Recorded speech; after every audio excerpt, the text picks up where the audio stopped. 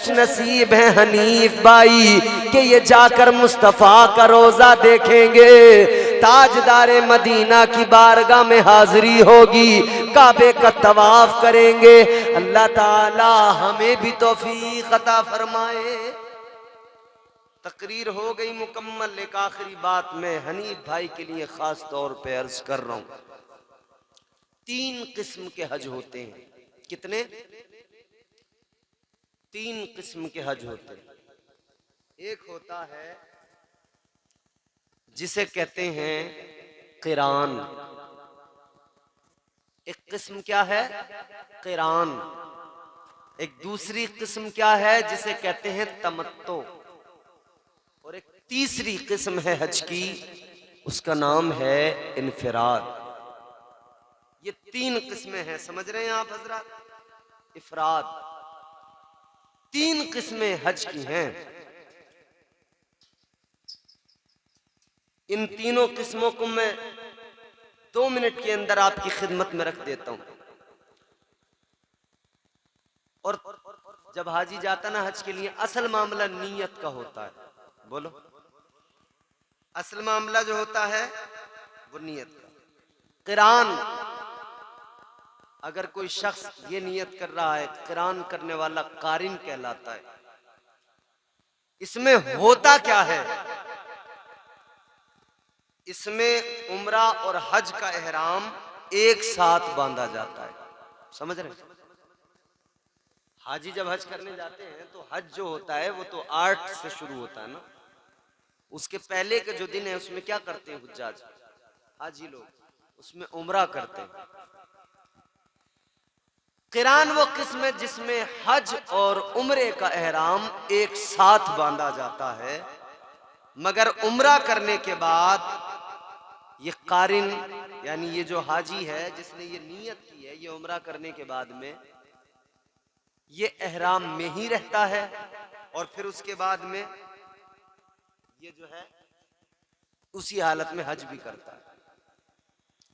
ये एहराम उससे पहले नहीं खोलता है, बदस्तूर एहराम में रहता है। दूसरी किस्म इफराद। उसमें क्या होता है? इफराद वाले हाजी को क्या कहते हैं? मुफरिद। इसमें होता यह है कि इसमें उम्रा शामिल नहीं होता। इस किस्म में उम्रा शामिल नहीं होता। इसमें सिर्फ हज का एहराम बांधा जाता है, हज किया जाता है।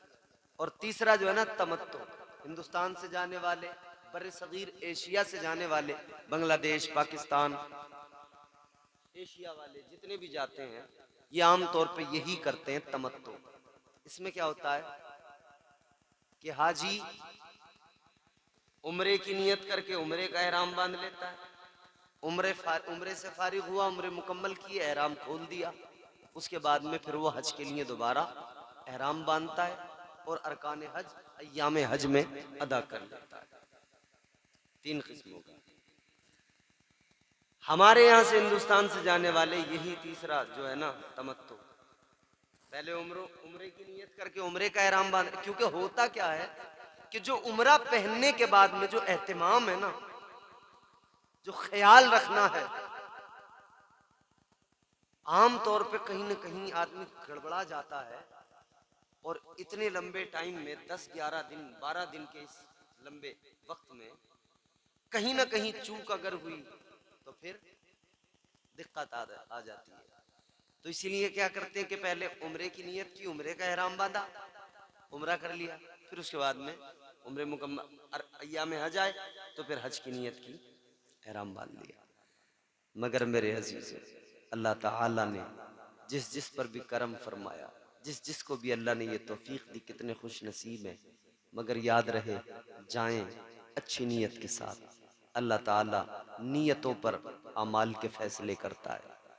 सिर्फ इसलिए नहीं कि समाज में इज्जत मिले, लोग कहें हज करने जा रहे हैं, सिर्फ इसलिए नहीं कि रिश्तेदारों में बात बन जाए। अच्छा, एक और बड़ी कड़वी बात मैं कह रहा हूं, आप तो जितने लोग हो आप सुन ही रहे हो, लेकिन ये आपके सामने आप देख रहे हैं, ये सब रिकॉर्ड हो रहा है, दूर तक बात जाएगी।